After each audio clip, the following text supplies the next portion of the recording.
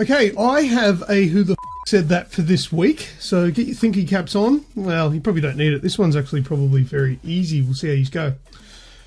Insanity is doing the exact same fucking thing over and over again, expecting shit to change. That is crazy.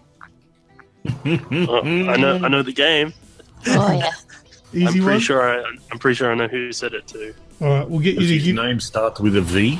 It does. There's a hint early on. Yes. Then yes, I know exactly who it is. Very good. I told you it was going to be an easy one, but we will find out exactly who the said that at the end of the show. So let's get started.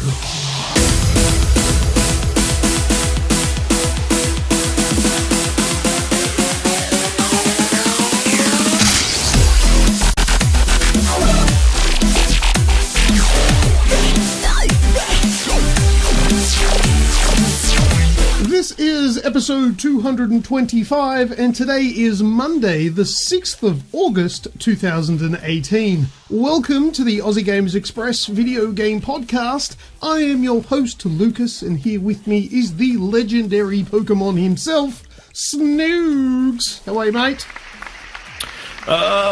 Brain dead and running on caffeine. How about yourself? Yeah, well, I'm running on caffeine. I'm always brain dead, I think. Also here is the hard-working mother and gamer, Remutha. How are ya? I am also present. Present? What about Zoe? Is Zoe present? She's present, enjoying some beverage. Very good. Having dinner. Lovely. And last but not least, we have the guy with the uncanny ability to enjoy a farming simulator and dislike a masterpiece, Grejio. Hey, buddy, how's it going? I'm very good. How are you? I'm pretty good. I think out of all of you, I'm probably doing the best by the sounds of it. Well, that's good, because I've got to say, and I'm sure people have noticed, at the start of last week's episode, you sounded crook, man. Did I? Yeah. I had my low voice on, and it was like, whoa. It was a little bit. It was croaky. It was my Barry White voice. But you sound a lot better. All the ladies out there, and there's probably two of them. They were like, "Oh yeah, that's the voice for me." Yeah, baby. Yeah. Hey, how's it going, ladies? This one's How me. you doing? But yeah. So just out of curiosity, which masterpiece don't I like? Is just masterpieces in general? Or Yeah, just in general. Yeah. just in general, right? Cool. I couldn't let it go. I pick apart your nickname every week, so I figured I'd keep at it. Yeah. All right. But anyway, before we start, here is this week's show in preview. First up, we'll do video game discussion. Then this week, we're doing Mock the Story. Then What's That Sound? And we've got another Tech Headland. And then we'll do Last Words. Last Words should be a little bit interesting this week. So, let's get into video game discussion.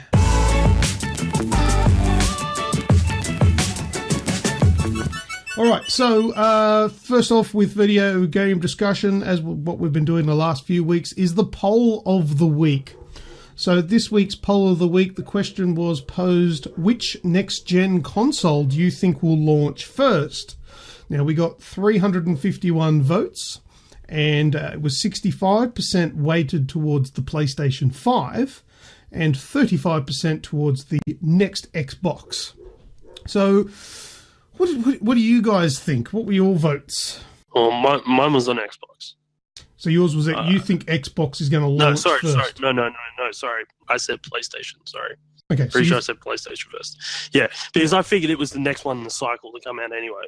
Yeah, true. Like, in the way that things have been kind of going, it's been sort of a tit-for-tat thing, and I figured that, PlayStation's probably due for a batter up. Just, the next step above everything else that's going on at the moment.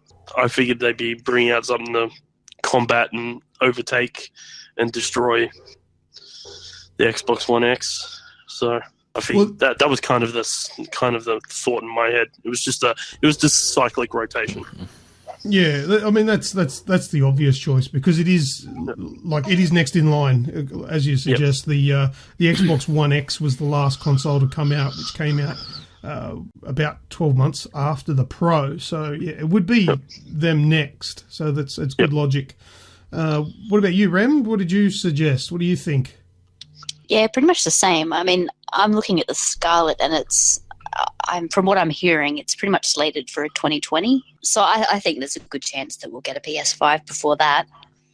Do you think next year for the PS5? Possibly. Though, to be honest, I wouldn't be surprised if they're sort of coming out the same year. But yeah, it's sort of, it makes logical sense that the PlayStation's probably the next on the list. Yeah. Look, I don't really think we'll see either of them before 2021. I can't see a next year launch for either of them. Seeing as though we haven't heard of them, like they haven't been announced, so to speak, or they haven't come out officially and said this is our new console and it's coming soon. So I'm pegging 2021. What about you, Snoogs? What was your choice? I'm with you for the 2021, maybe even 22. Yeah, possibly. I honestly think it's too close to call. Xbox has learnt a lot after the Xbox One release. Maybe this time they'll go to the Xbox 1.5 or something. I think they're going to be very cagey about it. PlayStation are in a position where they don't need to come out first. That's where I think it's going to be a bit cagey. Xbox has learnt from the whole DRM problem of the One and the backlash they caught from that. And PS4s or PlayStation's on top. So it's going to be a very cagey thing. I reckon we're going to see a release detail at E3 and then something not until later in the year from the other. Whichever way it works around, I think they'll both be shown off in the same. I'm thinking Christmas 21. Christmas 21 will probably be the slated point for one of them, if not both of them. And I think you're right. I think if Xbox is going to jump the gun, I think you're right. It's going to be like with a half-gen refresh kind of thing again.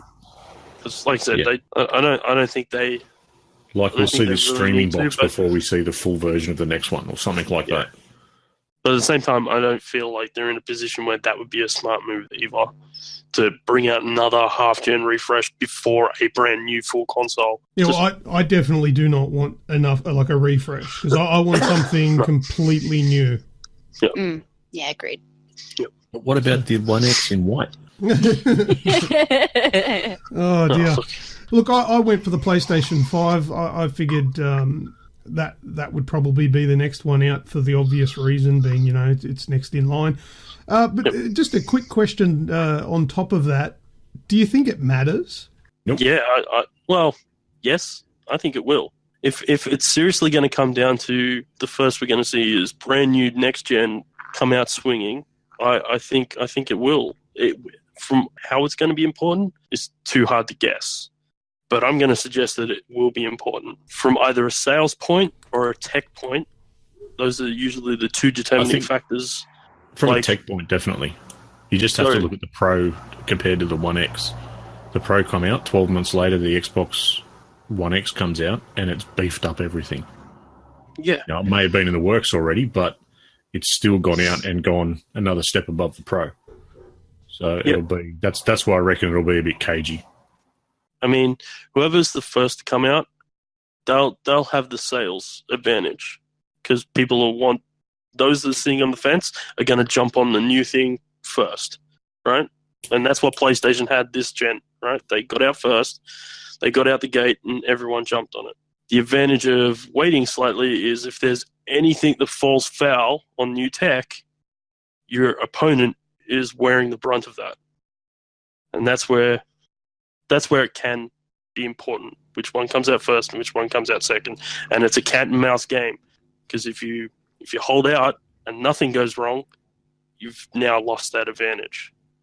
So, anyway, that's my 2 cents. Only time will tell. All right.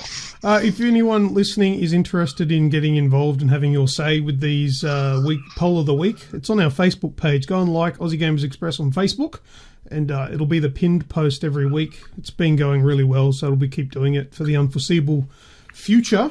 But and there's a lot of comments on there, a lot of discussion about the polls, which is really cool to get involved with. So go and check it out. All right, so I'm going to head up my video game discussion here with my... No, not allowed to. Oh, I've been overruled. I have a rant! For two reasons this rant comes from.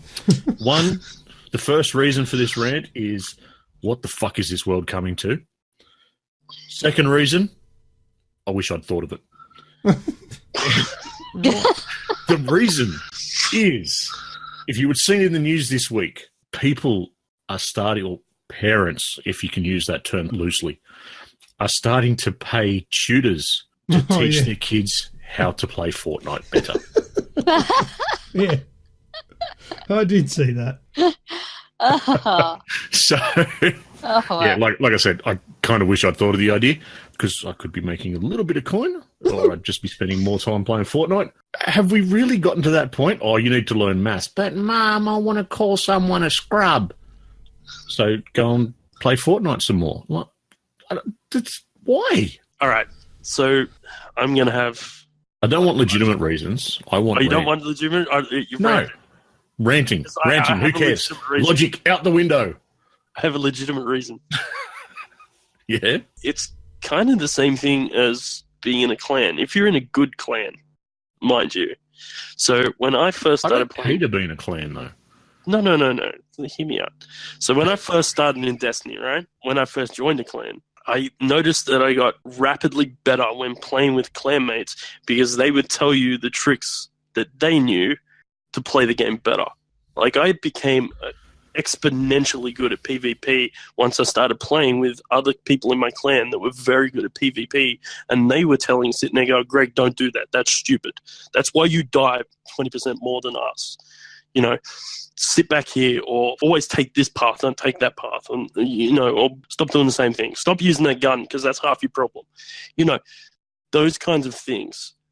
And you can work them out through playing and putting hours and hours and hours and hours into the game. And you can work that out for yourself. But there's some things that you may never work out. And there's some things that if you have someone tell you, you expedite some of that time that you spend and you can get better. It's kind of like doing any kind of sport. You can learn to play it by yourself and get to a certain level by yourself. Or you can have someone train you and you'll watch your progression exponentially grow much faster than doing it by yourself. So, look, I'm not saying that, you know, it's a great idea that parents go out and spend money on their kids willy-nilly just to make them better at Fortnite.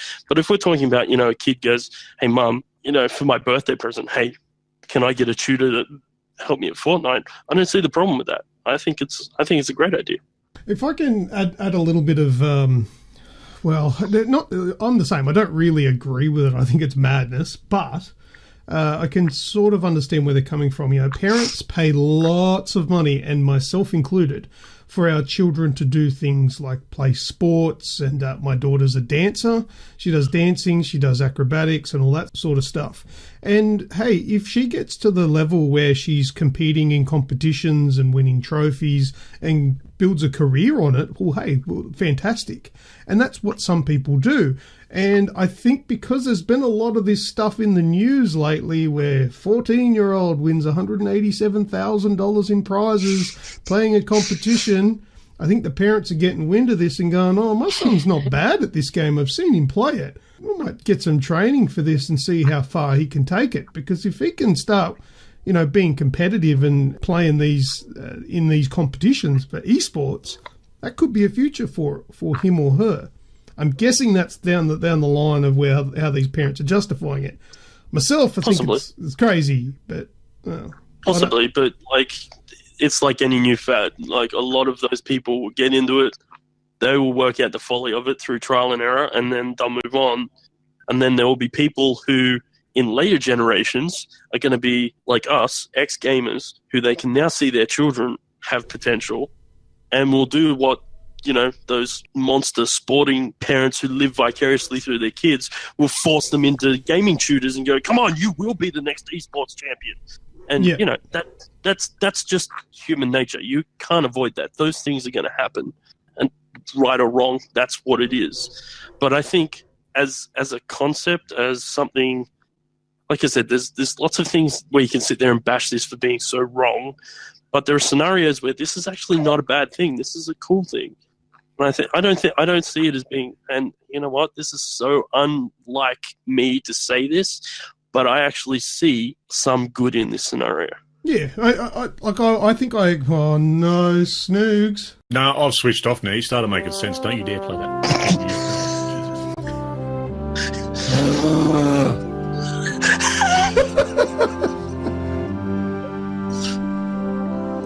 Okay, I agree with you, Greg. It's craziness, it's madness, but I can see the point to it. Just let's give some attention across to the chat here. Skrill, g'day, buddy.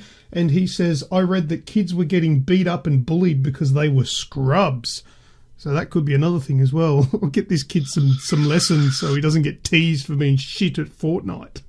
So it's actually now the boxing coach at the PCYC. That's essentially what this person is now. Yeah. We'll teach you how to snot the dude so he stops calling you a scrub. Yeah, that's it. Destroy the bullies in a electronic, digital kind of way. Yep. Sorry, Snoogs, we kind of legitimised you and destroyed your rant. Mm-hmm. He doesn't like us anymore.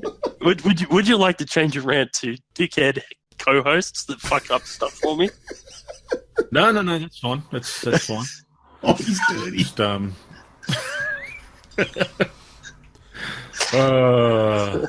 I can see your point, even though it's wrong. That's all right. Fair enough. All right. Oh, so you can have the floor back now, Luke. That's all right. Okay, I'll jump on my little soapbox, and I'm going to tell you about what I did this weekend. Heading across to Simosity and played a game called Epidemic. Now, let me explain to you what this is. I mentioned it briefly last week, but Simosity is a virtual reality, free roaming video game centre that you can go to, where basically they've gutted an office building and it's all just set up open so you can play virtual reality and walk around free roaming, so you're not standing in the same spot. And the video, they've only got one game running at the moment, but obviously with the idea of bringing in new, different scenarios in the future. And currently it is 1 or 2 players, with the idea of introducing 4 players down the line. The game that we played was Epidemic, and basically the idea is you're like a SWAT member, and you're going into this house to rescue a young girl. Oh, it's not a house, sorry. It's an old abandoned hotel. And you're going in to rescue this young girl who's lost in this building. And basically you're shooting zombies. It's kind of like go from point A to point B through the hotel with puzzles, obstacles, jump scares, mini bosses and bosses and all that sort of stuff. Shooting zombies, picking up different weapons as you go. The actual system setup, it's a VR headset that goes on your face, obviously on your head, and there's a backpack that you wear, which obviously has the VR system built into it because it's all mobile. You get all set up and you go. And I was a little bit skeptical going in, thinking, I don't know how good the tracking's going to be. Am I going to be able to see my player 2 next to me in the game, and is it going to track him properly? I've got to tell you, it is amazing. It is fantastic. It worked so bloody well. So I went down there with Michael. He's from DC Down Under. He got me hooked up with this with the guys at Simosity, and basically got our foot in the door with them, and they invited us across to give it a go. Now, it's in Macquarie Park, Sydney. I believe that's the only one that's open at the moment. And you can check out their website at www.simosity.com.au. That's SIMOSITY. Links in the podcast notes and description. So check that out. Guys, I walked out of there absolutely impressed. You were buggered when you were done, weren't you?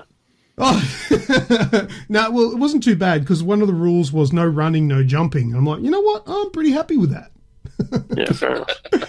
But it did work up a sweat, and there was some jump scares that sort of got the heart rate sort of getting up there. So it goes for 30 minutes, and that 30 minutes is long enough. I didn't feel like I was cheaped out and it was too short, and I didn't get to the point where I was like, fuck, turn this thing off, I've had enough. 30 minutes felt really, really spot on. What was the sensation walking though?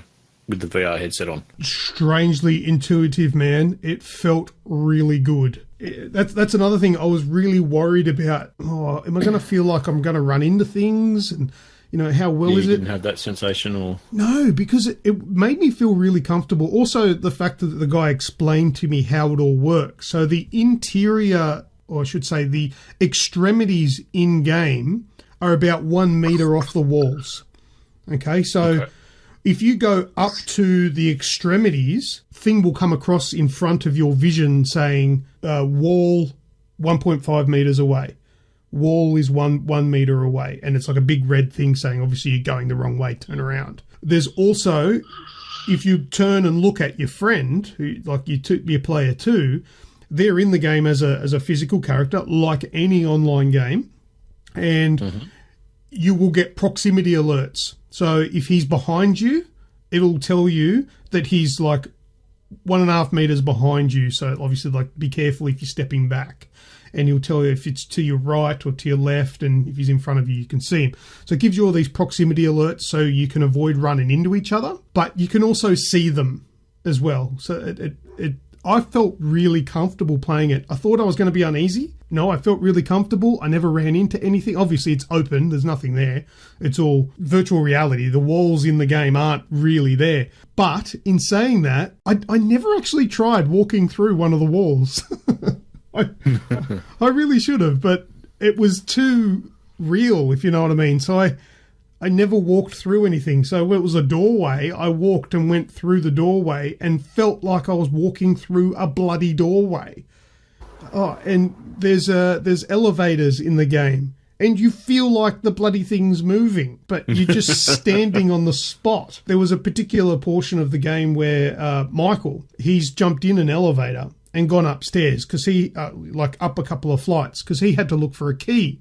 But that elevator was only enough room for one person, so I couldn't go as well. So I had to stay down the bottom, and he went up the top. But the really bizarre thing is, because he's going up 2 levels and I'm watching in-game. So I'm looking up and he's gone up into the level and he's looking down at me, talking to me. Yet we're on the same level. We're still on the ground. So it was really bizarre. Like, he was up a couple of flights and he was talking to me and it sounded like he was right next to me.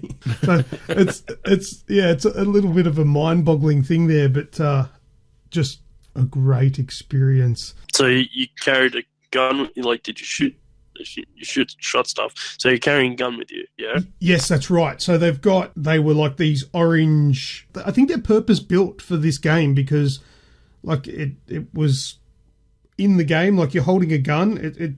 It kind of looked like a SCAR, you know, those kind of guns. Yep. And in game, so could you bring it up and look through like a scope? Yeah, that's exactly how it worked. You held it up, like, there's no ADS or anything. You've just physically moved your hands up like a real gun to shoot. So you could hip fire if you wanted. You just hold it down by your side and fire, or you can bring it up and do well-aimed shots and all that sort of stuff. But yeah, you're carrying a rifle and it's tracked perfectly. I don't know how it works. I seriously don't know how it works. I looked around looking for cameras and sensors before I started, and they're obviously there, but I couldn't work out where they were. But it tracked us perfectly, regardless of which way we were facing, and, you know, we had full 360-degree motion. And one of the really good things that we appreciated, both of us, is that the gun has also, it's slight, but it has like a bit of feedback when you pull the trigger. So you feel it actually clicking back, almost like a little tiny bit of recoil. Like Time Crisis style. It's like that, yeah, exactly. Yep. So yeah, you actually physically have a gun, which is really cool. Backpack, big heavy thing, or no, completely forgot it was there. No, because you wear it like a backpack, and it clips around your stomach or your waist or whatever, so it clips on so it can't fall off. And no, not heavy at all. It was very, very reasonable. The gun towards the end, my arms were getting tired holding the gun up, but I guess that's a part of the realism. But yeah, that's the only thing I could say got a little bit tiring was the arms, and you're just like, I've got to put this down for a minute. Do you reckon that could have been more the lactic acid, though, just from the adrenaline pumping through you? Yeah, exactly. That's exactly what it was. Yeah, a bit of lactic acid and a bit of stress, and it starts to kick in that you're holding this thing up constantly because it's not forgiving. It puts you in and it goes, fuck you. Here's a whole shit ton of zombies. And the thing is, because it's VR, and not yet, but coming soon, they're going to have a force feedback vest on you. So you'll be able to feel when things are hitting you in the back. So you'll have like the vibration. But at the moment, they don't have that vest operational. So if something's attacking you from behind, you don't really know because nothing is really there. So you'll like be shooting and you'll be like, oh, I better check behind me. And you'll turn and there's a fucking zombie right in your face. And it scares the living shit out of you. Oh, and then you've got to quickly take a step back and fire a few rounds into its head. But it was cool. Like, so you can't melee it with the gun butt? No, there was no melee in there. But we suggested that would be a cool idea. But they then made the point where that kind of mechanic could be a little bit dangerous if you're in proximity of another person and you start meleeing and you belt the shit out of your mate. Well, yeah, fair enough. You KO your mate, yeah. Yeah, so, that sort of thing hasn't been implemented, but not ruled out. Maybe something in the future. Maybe a foam machete or something like that. It was amazing. It was really good. So good. Massively geeked out at the end. We just, Michael and I just constantly were talking about it all day because it was a great experience. The biggest issue that I can see people needing to overcome, customers, is that price point because it's pretty expensive. Do you guys know how much it is? No. Okay, so it's about $70. What do you think about that? Well, it's probably better to ask what you think of it because straight off the bat it's a bit rich for my price. Well, that's what I want. I want to compare it to how I now think because that's what I thought beforehand. I was thinking, oh, geez, that's expensive. But having played it, it was worth every dollar. $70 for that experience, and it's obviously not something you're going to do every day.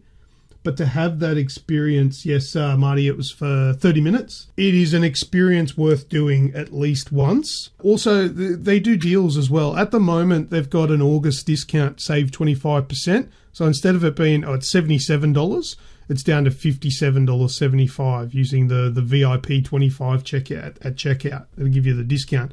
So you can get it down under $60, which I think I would recommend. If you live in Sydney and you're close by and can get there, have a go. That is so good. It might be something that if it gets popular enough, the price might come down. But for it to give it a go and have a crack, that the price can be worth it. But I do appreciate that it is quite high. But the doors have only been open for a month, so they're quite early, and the whole system's been in development for 2 years. And I think if this is their starting point, they're going to do some amazing things. Snoogs, could you imagine Rainbow Six Siege style? Oh, jeez, sign me up. Where do you want the $70? Yeah, yeah. And I suggested that to him, to the guy that was there. I said, mate, this would really do well with a Rainbow Six Siege style scenario. It really lends its hand to that. Realism, like, is it graphically? I know VR, you kind of take a step down in graphics generally, but how does it look? The graphics are quite good. Like, they're not exactly the most amazing graphics you've ever seen, but they're very far from basic. They're actually, it's got good detail. I was going to say, are we talking PSVR sort of level, or are we talking better than House of, okay. Yeah, it's House of the Dead. Yeah, it's like House of the Dead, but it's much better than PlayStation VR. PlayStation VR is baby VR compared to this one. It is a lot clearer, and the view. Field of view. That's it. The field of view. Thanks, Martykins. Field of view. The field of view is much larger than PlayStation VR. It is so good. The quality. It's probably the best VR that I've used. I think it's called a mixed reality VR headset. I think it's specifically made for this kind of thing. But I was very impressed with the quality of it. And ages. 13 and up. Is that what you mean? Okay. Yep. Yep. Yeah, so you need to be 13 years old or older to do it. But I would recommend as well for this one. It's a horror thing. If you're easily scared and freaked out, don't even bother. Don't even bother because it will freak you out. You need to be this tall to ride. Yeah. And look, I'm not going to spoil anything, but there were portions in there that massively fuck with your reality, where you're arguing with yourself, saying, "I know I'm standing on solid ground. I know I'm safe in an office building, but I don't." But I still wheel and throw the gun at something. Yeah. Yes, but I just don't feel safe. So it is. Oh, that's awesome.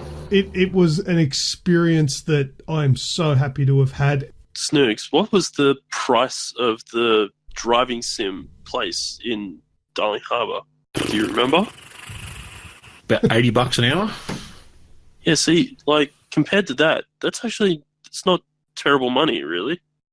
Yeah, considering that you don't have a VR headset on, you just got a couple of screens in front of you. Yeah, okay. So, because there's a driving sim place where you and I think it's 10 of your friends or something, can all get up and... Eight screens all up. 8 screens all up.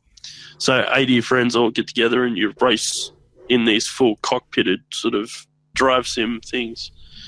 So it's pretty cool. Yeah, I guess that does give you something to compare it to. But the one thing, another thing that sort of occurred to me is that this is an experience that you just can't have anywhere at all. Yeah. Except for a place like this. I don't care what your setup is at home. It's never going to be better than that experience because you're going to be tethered, and you're going to be limited by your lounge room. And the games that we play VR at home, they're designed for you to stand in the one spot, turn around, and all that sort of stuff. It's an experience you need to have, and I want all of you guys to experience it. So, Kazakol has suggested a GoFundMe for Mardikin's invite. So, Kazakol is here to derail things. Good luck, Kaza. See how you go. Don't bait him. Why? It's funny. gives me a reason to yell at him, like the father he never had and never wanted. All that content we'll never use. Oh. Oh. So, I have some Fallout 76 news. Oh, give it. Give me. All right, so I have some more details about what the game is. First off, and this was the big issue for me, is level cap. Right. The unlimited level cap has been removed. Hey. Mm. In which Greg went, yes! And then they told me what they replaced it with, and I went, no! But you didn't want the unlimited level cap. No, I didn't. Don't start him. Anyway, I'm not taking the bait. It's okay. Oh no, it wasn't. I wasn't baiting that. I didn't know. That was genuine. I'm red 5. I'm staying on target. So the unlimited level cap's been removed, and it's now been replaced with a card system. A little bit based on... Fuck off. What? It's just another butchering of the special, okay? So what you'll do is you get a point to spend. Every time you level up, you get a point to spend on one of the levels in the special, and it will give you one of 3 cards to choose from, which you can then equip, which will have perks on it based on what points you've spent. Now, the reason for this is because we're now playing multiplayer.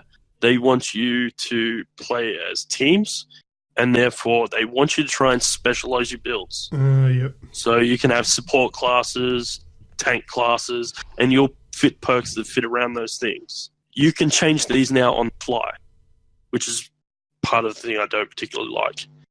You're not locked into a build anymore. You can change up the cards whenever, so you can go from tank to support to whatever, and that's how that's going to be. The more I'm hearing about this, the more it's starting to seem like Battlefield Wasteland to me. Yeah. With those perk cards, you can share them with people in your fire team. So if you have a perk card, if they're missing enough perk cards to make that support class you need, and they want to be the support, you can flick them your support class cards, and they can become that support. It's all a very caring, sharing, fire team centric kind of scenario.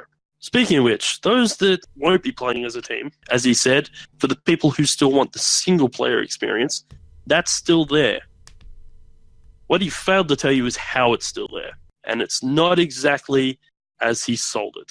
He didn't say much other than there's a single player component for those that want to play single player, which for everyone listening thought, it's just going to be like a normal Fallout game. Wrong. This is going to be an always online multiplayer game. It's just you don't have to play with people. Yeah. Well, he did say this is not Fallout 5. Yeah. There are no NPCs in this game, short of there's like no NPCs to progress the game, so you won't be getting your quest from people standing on the sidelines. The only sort of human players in this game will be other players. Right. And we're referring to he. I think we're talking about, what's his name? Todd something? The Todd. Yeah, Todd. Yeah. The Todd. Sorry.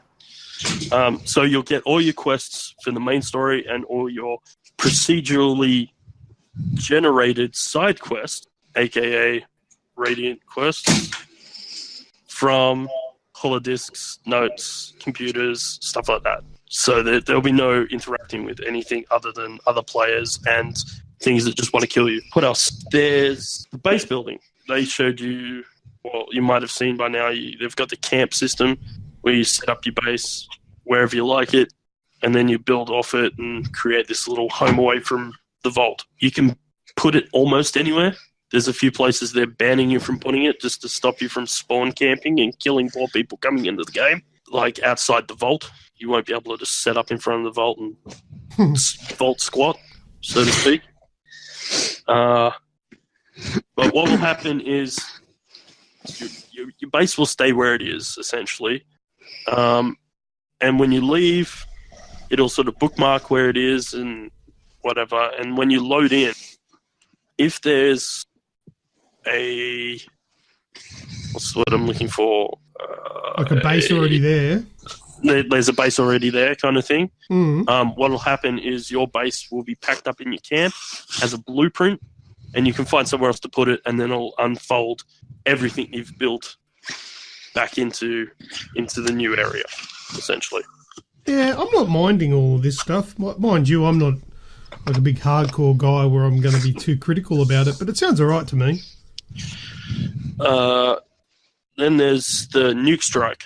So we heard about you being able to let off nukes and destroying different parts of the wasteland. Yeah, I don't like that. Changing the map. I didn't like that either. There's a lot of discussion about how this can be used by trolls and just griefing people by nuking them. Yeah. Bethesda are really concerned about this too, as that's what they're telling us. They've explained a little bit how the nuke system works. You set off the nuke, it blows up an area. What that does, it then creates like a high-level irradiated area where you can get like all the end-game loot. So all the ultra-rare, high-powered stuff. And you have to go in there and get it. But be warned, there's going to be lots of, death claws and all sorts of things there to kill you. So it won't be easy. Their philosophy is that if they put that stuff in amongst those areas, it'll stop people from just blowing up other people on the map, because then those people will respawn on top of the loot before these guys can get to it. So the idea is to try and keep it away from people so they don't steal the loot you've worked hard for, because it's going to be quite an epic challenge to try and find all the codes and do all this work to open up this area, just to then drop it on some people who are they're going to just spawn on top of the loot and take it. That's how they're telling us they're trying to get around this whole griefing kind of thing. But I can see that's still going to be a case of there's going to be some people that are still going to go, hey, look at all those low-level dudes. They're not going to be able to deal with anything that pops up out of here. Drop a bomb on them and walk in, kind of thing. Yeah. I think it's somewhat of a good idea, but I don't think it's going to fix the problem completely. My biggest thought with that is the fact that it can change the landscape of the game, because you've got this great vibrant world that we can now play in, and say someone picks it up a month, 2 months after release, they're just going to go into a barren wasteland. Here's the thing. It's limited time only. The land regenerates over time. Okay. I figured that was so for replayability as well, for anything else. So, like, you can nuke the same place 26 times over. All it does is it just creates this radiation cloud, which ruins the landscape for a bit. And then after a while, the radiation dies back down, everything grows back, and it's back to normal kind of thing. Yeah, you'd have to do that. Otherwise, the entire map would be irradiated and ruined. Yeah, within 30 seconds of the game starting. Kind of thing. There's also, like, these public event kind of things where you'll have people attacking certain parts of the map, mostly the towns that are in there. So you can jump in there, help those towns, kill the enemies, get more loot, sort of thing. VATS is still in the game. A lot of people thought that because it's going to be online, multiplayer, real-time PvP kind of thing, that VATS would pretty much be non-existent because it just doesn't work in a PvP setting. Bethesda pretty much said, no, it's still in there. It just won't work the same way. It just won't be slow-mo. Yeah, it won't stop time. It won't slow time. It'll just be real time. You'll have to select your target, hit it, and do it that way. I personally think this is going to kill VATS in 76, because if you've got the choice between trying to select like a headshot when someone's actually good enough to give you a headshot without trying, you're going to quickly learn how to shoot as opposed to leave it to the computer. And I believe that is the lion's share of what I know. So... No, that's good information. That gives us a good idea of what Fallout 76 is going to be. Personally, I think, I'm not interested in it. I'm just going to say it straight up now. I have zero interest in this game now. Mainly because it's supposed to be an RPG and there's no RP in it, so it's just a G. Yeah. That was my problem with Fallout 4. That was my problem with Fallout 4. It wasn't an RPG. It was just a first-person shooter in Fallout. You know, that's all it was. And this is going to be the same. There's probably a little bit more RP in it by having these builds and when you're playing with people, but once again, it's so swap it out whenever you want that it's really not anything other than just picking a class and being a first-person shooter. So that's just me. So I'll leave it there. I got a platinum.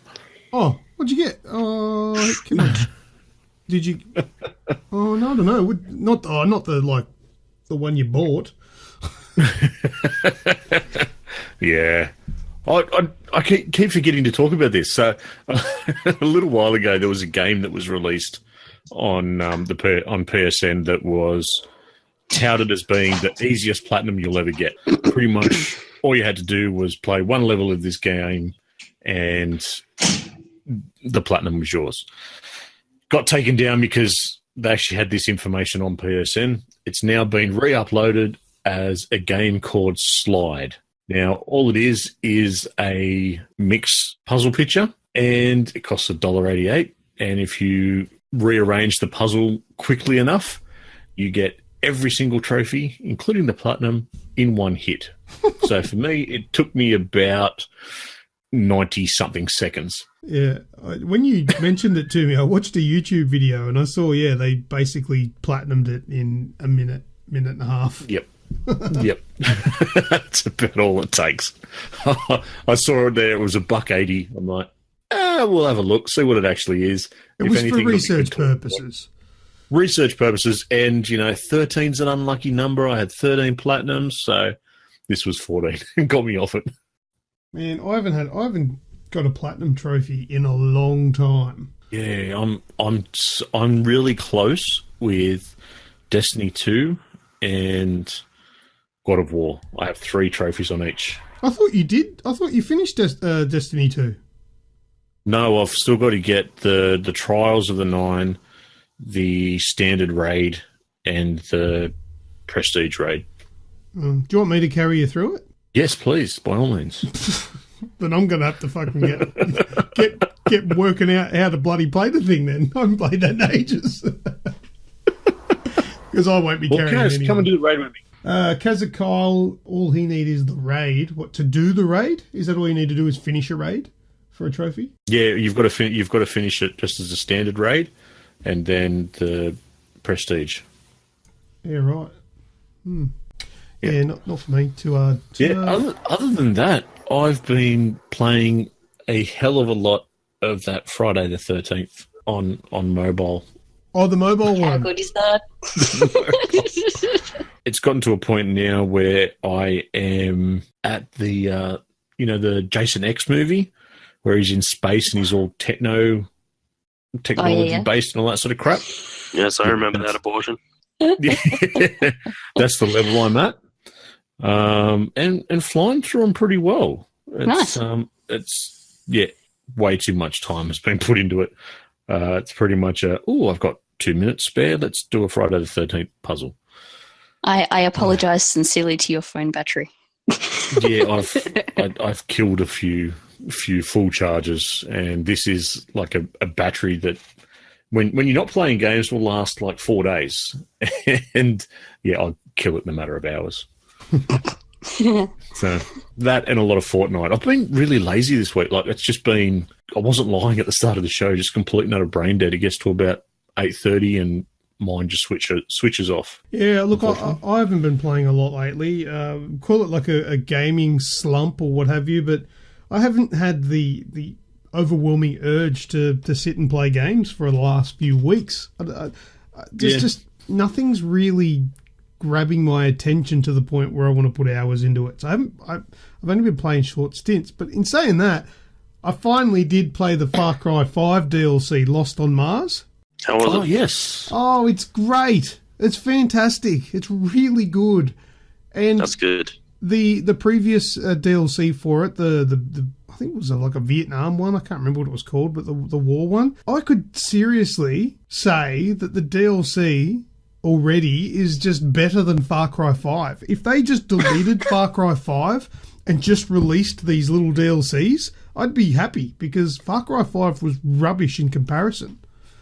It's just I don't know what they did, but the Mars DLC is a little bit tongue in cheek. Your mate Herc has been kidnapped and taken to Mars, and he's been disembodied. So he's basically a floating head, and you need to go across Mars and locate his body parts. And you get yourself like a gravity belt, which kind of works like a jetpack. And you get new futuristic weapons. So there's pistols, shotguns, assault rifles, but they're all futuristic and lasery and all that sort of stuff. There's new enemies, like they're alien crustacean-looking monsters. And there's like these queens that you can go and take down. I think there's 12 or 24 of these queens, something like that. You got to take them down, and they're a bit of a challenge. Herc comes with you in the form of a robot, and he's like your companion. Because in like Far Cry 5, you can have like the dog, or you can have the archer, or all the different companions. You get Herc as a robot, and he comes with you and floats around and all that sort of stuff. It's really good. The graphics are amazing. The gameplay is really good, and it's so much better than Far Cry 5. That's all I've got to say about it anyway. So, finally played it, and I've enjoyed it. So the deal, the what do you call it? The season pass that I bought is, I'm finding more value from that than I did the full game. But, look, other than that, I didn't really play much else. I did give Dizzy Dude a go, which is one of the mobile games that Rem told us about last week. Mm-hmm. What do you think of that one? Yeah, that's a cool game. It is good, and the ads aren't too intrusive, so it's a reasonable game to play. I also tried Hello Stars, which, just like you said, it's like that. What's the other one? Love Balls? Love Balls. Yeah, very much like Love Balls, but good fun. Burrito Bison. I couldn't work out what the hell to do in that.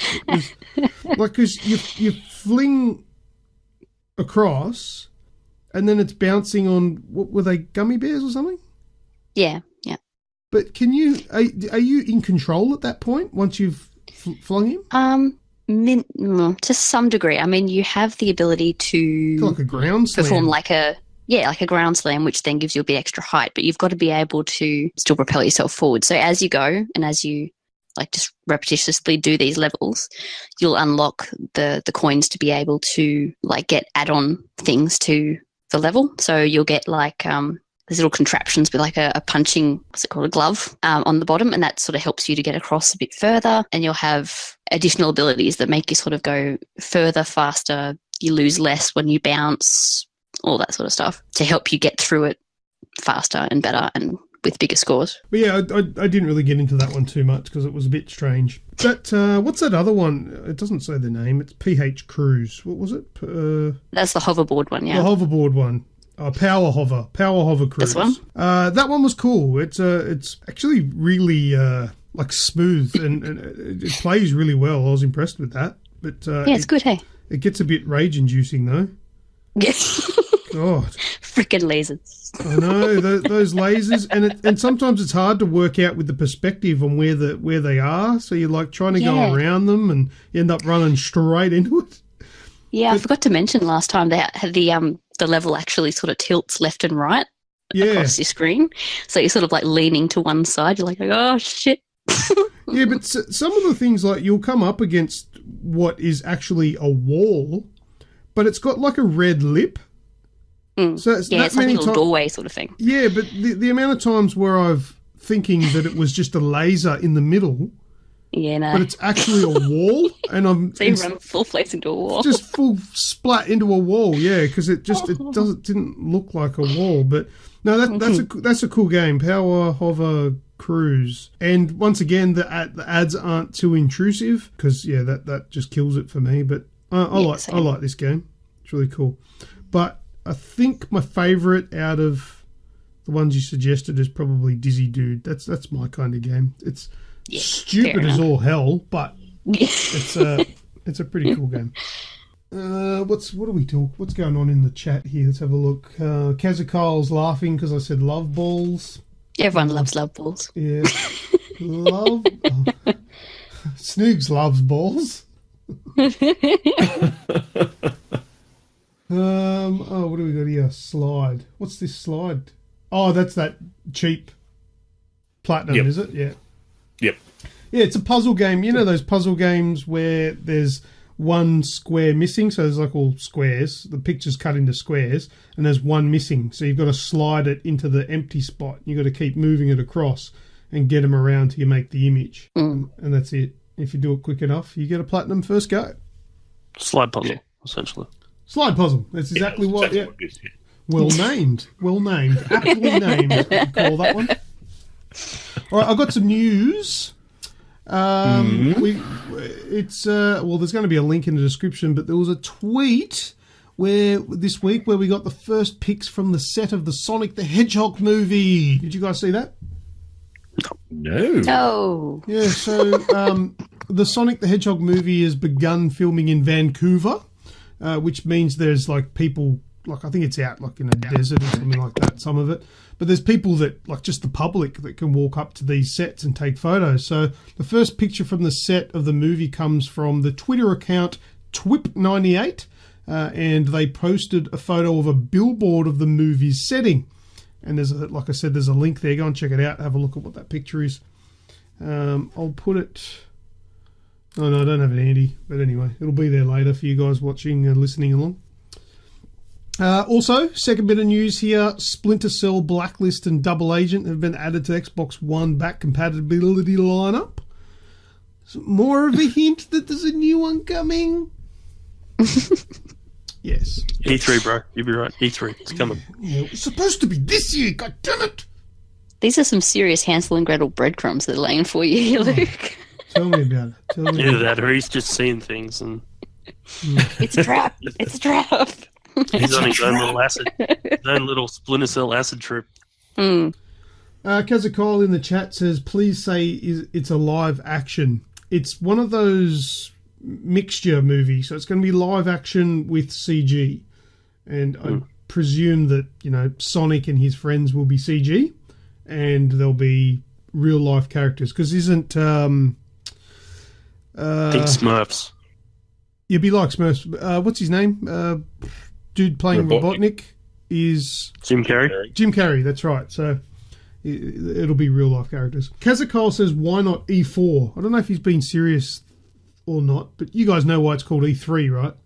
Yeah, I'm funny feeling he doesn't know why. Yeah. E3 actually, because there's three words starting with E. It's the Electronics Entertainment Expo. E3. Yep. That's it. Yeah, Xbox Game Pass for August. Mm-hmm. So we have Hitman Season 1, Runa, which I've not heard of before. Well, you're about to. Once you finish this, I'll tell you all about it. Okay. Rise, Son of Rome, Dead Rising 2, Dandara, which is another one I've not heard of. The Escapists, The Walking Dead, and Connect Rush, a Disney Pixar adventure, which if you've got kids and you haven't played Rush yet, you really need to. Yeah. Play. You do need to. Yep. It's good. So this week I played a new game, Ruiner. Oh, what's that like? How's it spelt? Ruiner. Oh, Ruiner. Okay. Ruiner. Not REW, no. So it's $29.95 at the moment on Xbox. If you have Game Pass, it's $24, but only till the 1st of August next year. So hurry, because you might miss that one. So it's a cyberpunk top-down type game. You play as a wired sociopath. Let's go with that. Is it a dual-stick shooter? Yes. Yeah, okay. It's very XCOM looking, is what I'd compare it to. Yeah. It's the top-down formula like XCOM and all those other things. But yeah, it's a twin-stick shooter. So one stick moves, the other stick aims. If you like that sort of thing, you're gonna love this. I do. If you haven't played it or you're not used to playing it, it does take a little bit to get used to, which is me. I haven't played a lot of twin stick shooters. Having said that, it's actually not too bad. Like, I'm getting used to it fairly good, and the progression rate of enemies is good if you play it on easy, which I did. The progression rate's pretty good for working out how to play it. But anyway, you played this wired sociopath, as Pat Snoogs so eloquently put it. What that means is you're human, got a head with this mask that's been permanently sort of bonded to your face, and all these cybernetic things are attached to your brain, which allow you to be a more productive, executable person. However, that also leaves you to being able to be hacked, and that's how the game starts. You get hacked, and you have to go and kill a person called Boss, who is in charge of what is known as Heaven, and Heaven is a big corporation that runs everything in the city of Raincock. Yep, Raincock. Let's just leave it at that. Original. So anyway, it's a twin stick shooter. You run around. It's quite a pretty game for the color palette it uses. It uses a lot of dark industrial, think kind of Blade Runner, think kind of Tron kind of feel. It's very industrial. It's lots of red light broken up with lots of blue light kind of thing. So it's this stark contrast. Again, I have to put the videos in between levels, especially the ones where you're riding on a bike, are incredibly beautiful. It's actually what drew me to play the game. I watched the trailer and I saw these videos and I went, that can't be in the game. They're just way too beautiful for what this thing is. There's something about them that really appeals to me. I've played the first two areas, which are made up of several levels. So I'll probably put in a good few hours into it. I'm really enjoying it. It's all written. There's no spoken voice acting. So there's a bit of reading involved. So it's obvious. It's made by Devolver. So it's not a big company, but not a tiny indie company either. The storyline is it's not super original and it's not super compelling, but it's good enough for what the game is, and it's enticing enough to push you through the game. Like I said, I'm really enjoying. I like the style. I like the setting. It's gritty but clean at the same time. It looks good. There's a lot of blood. There is a lot. It's not short on violence. It's not short on violence. Essentially, you have you're always carrying two weapons on you. One is a pistol called the Ruiner, and another, we start off with a metal pipe. And you essentially, melee is pretty much a really strong component of this game. You do a lot of like dashing, this like cyber dashing through enemies and to get up close and then beating them and eventually get swords and slice the hell out of them. But then you also get guns like shotguns and energy weapons and flamethrowers. And once you start getting overwhelmed, it's good to pull out a flamethrower and just light everything on fire. Yeah, I'll play that. That sounds like something I'll play. Look, I really, like I said, really enjoy. If twin stick shooters is your thing, definitely have a look at it. If you have a Gamer Pass, it's on Gamer Pass, so it's free. It's definitely worth it. It's definitely worth a crack. If you don't have Gamer Pass, look, I can't suggest whether I think it's worth $24 or not. I haven't played enough to really make that call. I'd say $30. At $30 without Game Pass, it's probably a reasonable price point for it. And how about this one? This takes the cake. City Planner uses city's skyline screenshot in proposal for new development project in the UK. Wow. Yeah. So okay. there's a screenshot that was taken from the game Cities Skylines, and it was posted on Reddit about 3 years ago by the user IVI Arton. Anyway, the link to that Reddit post will be in the podcast show notes description. And it was used in a brochure with no indication that it was from a video game for this new sort of development that was being proposed. How about that? Yeah. Yeah, I don't know what the result's going to be from that, but I don't think there's no issue with like copyright or anything like that, but it'd be a little bit embarrassing that there's this person who's supposedly designing a city, but he's using a video game to do it? That's going to be one fucked up city. Anyway, that happened. That's unique, yeah. Anyway, he's probably going to get sacked. Bludger. And it's not even his game. It was a screenshot off the internet. Wow. He didn't even design it. That's literally going into a meeting and I'm like, oh shit, I've done no prep. Yeah. Google search. I forgot to do my homework. Oh, well. Yeah. Whoops. Google it. But anyway, that happened. All right, that's all I've got. Rem, what have you got for the week?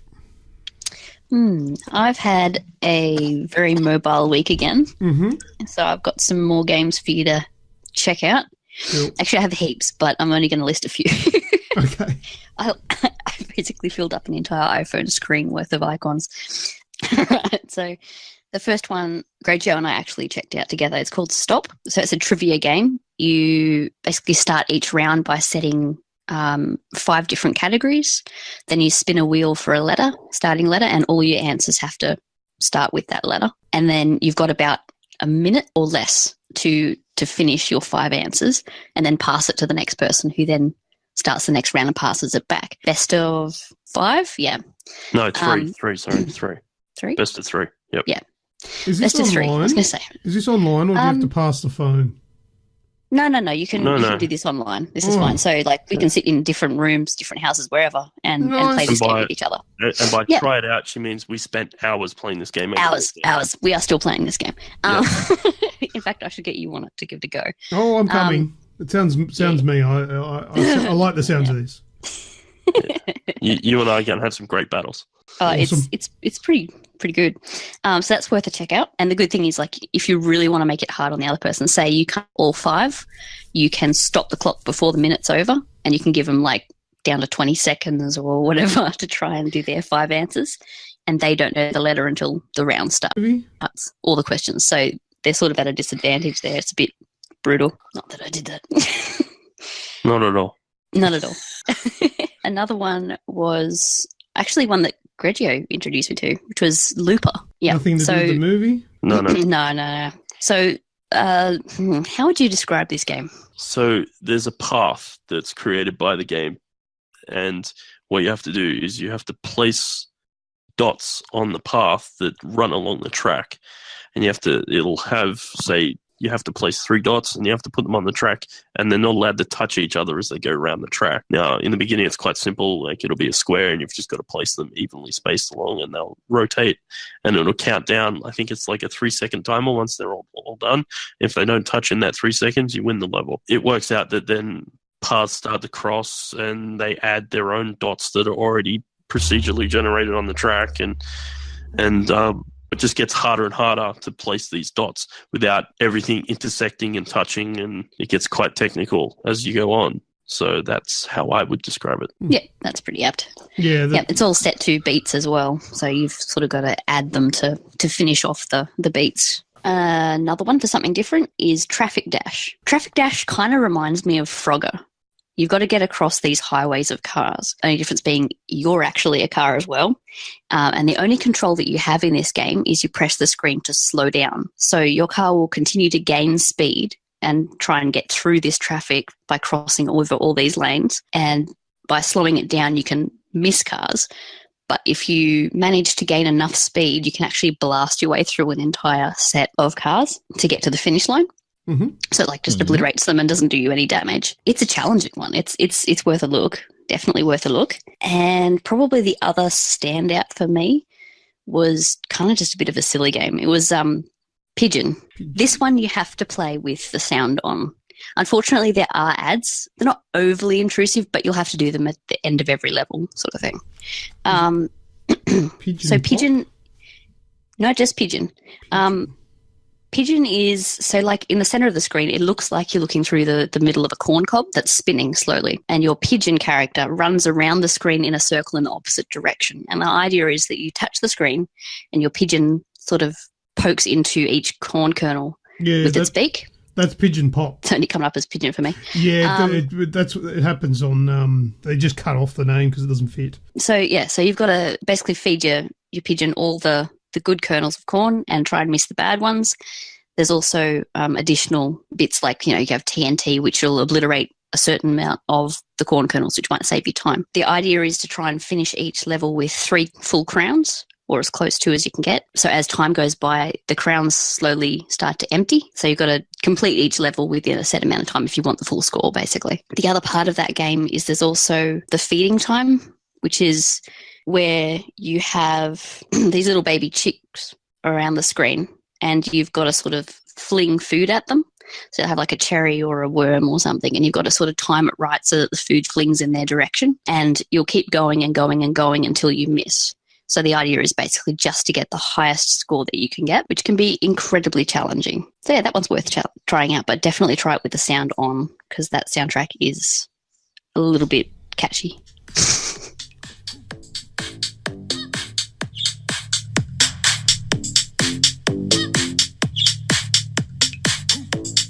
Yeah. Right? You'll end up dancing. And the good thing is, like, in between levels, you can watch your pigeon dance on the screen. It's good. And interesting fact, I think it's a little bit of a bug on iPhone because when I installed that game just then, it came up as Pigeon Pop, but then the pop part disappeared, and now it just says Pigeon. Right? So it might be a bug in iOS. It doesn't display the full name. But anyway. Was that it? Was that any more? That's it for games, but I did have a quick piece of news. For anyone who's anticipating Spyro releases coming out soon, there's a quick piece of news that you can order this game in either physical or digital, and you'll get, like, as the Reignited trilogy, you'll get obviously all 3 games. But word to the wise, if you're buying the physical version of the game, it's kind of a vague answer that they've been given, but the first game is physical on disc, but the second and third, they're unclear as to whether they're a full digital download or you'll have to do like a day one update to the game. Either way, Spyro 2 and 3 are not completely physical. They are digital download to some capacity. I don't like the idea of that. Yeah, it's a bit disappointing. I mean, if you're going to go to the effort of getting the physical, it's kind of a slap in the face to get digital content like that. That makes me think that they weren't finished by the time they started making the discs. Yeah, possibly. Yeah. Either way, it reeks a little bit of something. Anyway. So, word to the wise. I did notice that the guys were talking about Spyro in the chat earlier, so I thought I should definitely mention that. Banner Saga 3 is now out. So for those that enjoyed playing 1 and 2, 3's now out. I played 2. I enjoyed it. Not sure whether I'll go back and play 3, but it's there. Just thought I'd put it out there. No wuckers. All right. Well, let's move on to the next segment, which is Mock the Story.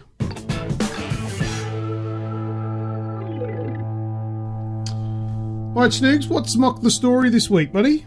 Mock the Story is around Fortnite 76 releasing soon, so that's a big story at the moment. Whoa. What game? Fallout 76. That's a bit better. What do you think he said? No, it's not what I think he said. It's what he said. What did you say? Fallout 76. You said Fortnite 76. No. You know what? Editing will prove one person right or wrong. Yeah, I'm pretty sure it was Fallout. No. Although I have had a lot of coffee, so it's probably talking very quickly. Fortnite 76, Fortnite 76, Fortnite 76. The magic of editing. Someone will be right and someone will be wrong. I've got Skrill on my side here. He says, I heard Fortnite 76. I'm thinking that you got Fortnite on the brain, buddy. No. But Martikins Fallout is saying, 76. no, it was Fallout.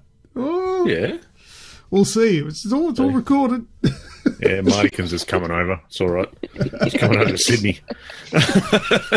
To be incorrect. So yeah, with the release of Fallout 76 coming very shortly, the Mock the Story this week. What do you not want to hear while traveling the wastelands? Well, I can start because the very, very simple one is, boy, you got a purty mouth. As a Kyle, tickle me, daddy. Well, remember that reference I was going to make earlier, but decided to do? I'm going to do it now. This is what I don't want to hear. Now our base is built, and we can defend it ourselves. And the good thing is, we're in a timeline where there's no super mutants. I'm going to eat your dog!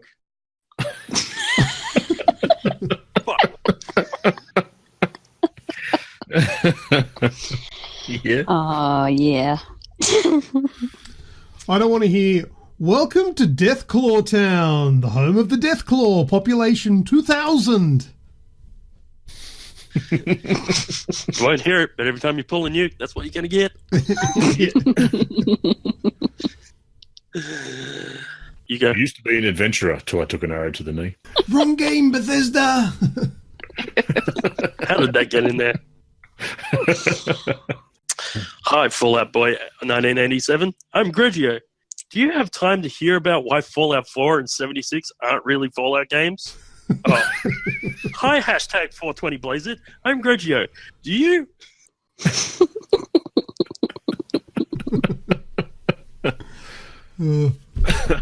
Hello, Survivor. Would you like to purchase some boiled radroach exoskeleton that has been pureed into a pulp to consume for health? It comes with a side of goo scraped from the inside of its body.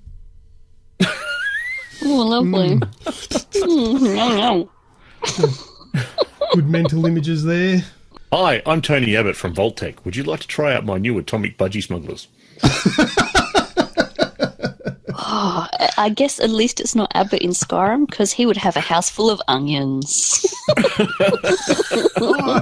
Because he ate one like an apple. References. Just as a side note, who do you think is more right-wing, Tony Abbott or Henry Eaton from Fallout 3? Yeah.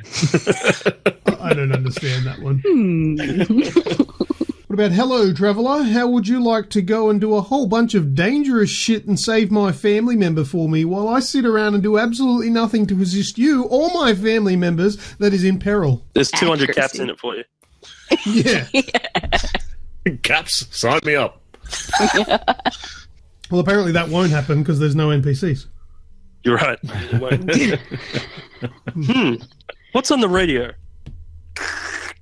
Because 1 dog ain't enough and 2 is too low. It's me. 3. Click. Nope.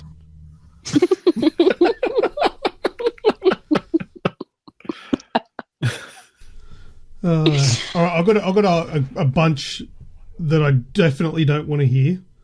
Oh, look, acid rain. Oh, look, spiders. Oh, look, another human-controlled player.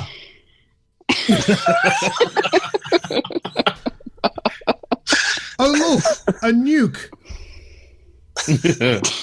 I don't want to hear any of that shit. I can tell you that out of all of those, I think your first one is probably the only one that you might not get. The rest you will have to not buy the game. Yeah. Oh, dear. Walking around at night, you don't want to hear, hey, over here.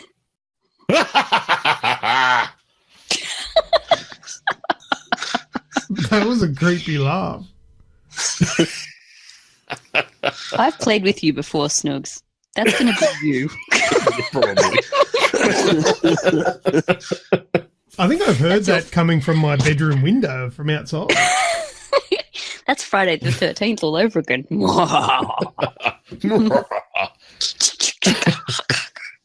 Yeah. Of course, you got the other one as well. Squeal like a pig.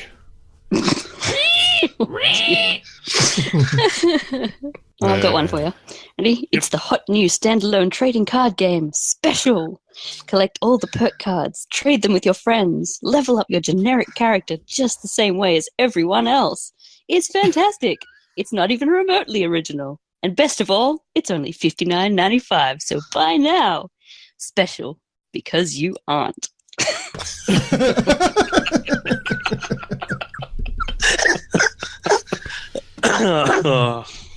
Only thing special about you are these cards. Everyone Way else to take has. originality out of the game. Oh, Hello, I'll be your cannibal for this evening. Would you like screaming or non-screaming? Ah! We're so busy.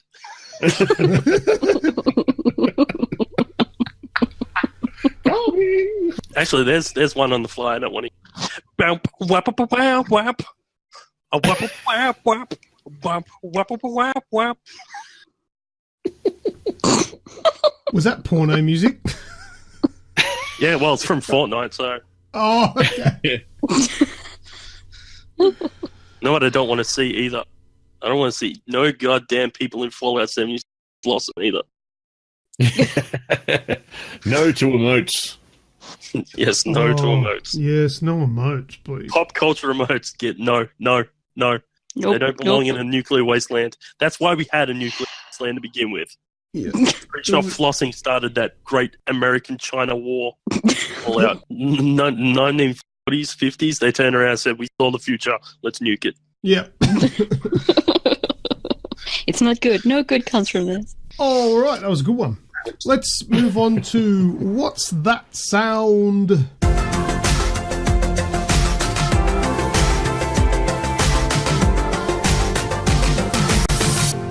All right, so last week's What's That Sound, I kind of promised you that it was going to be a tricky one. Have a listen to it again. I'm pretty sure you said it was going to be a prick of a sound. Yeah, what did I just say then? Tricky Yeah. one? Just tricky. Oh, A bit more than tricky. yeah, it was going to be an Pricky. arse. That's the next level up from tricky. Yeah. Pricky. A massive arse. And it was BS sound. That was not. Have a listen. There you go. I told you it was going to be hard. It's from a popular game. I gave you that hint. Very popular, well-known game. Is it Fortnite GTA Shotgun? 5. It's not Fortnite Shotgun. What'd you say, Snooks? GTA 5. GTA 5? No, it was the fucking Mario coin, says Skrill. No. That is the sound of racking a pistol in GoldenEye 64. Wow. Oh, yeah. How far we've come in game sound effects. Well, That's a pistol, not a shotgun. That's the world's heaviest pistol. I'm just putting it out yeah. there.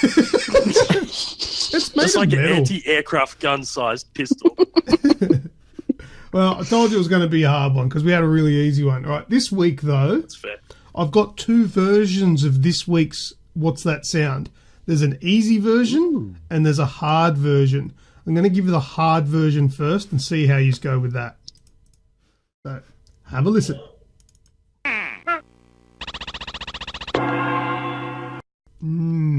Any ideas on what that one is? Someone choking a rubber duck and then beating it over the head with a Chinese gong. It does sound like that. I'll give you that. That's just roadkill to you, isn't it, Grejio? Martikins has suggested Looney Tunes. Kazakal says Taz Devil game on PS2. Yoshi Story says Skrill. No, none of those are correct. Have another listen to the hard one.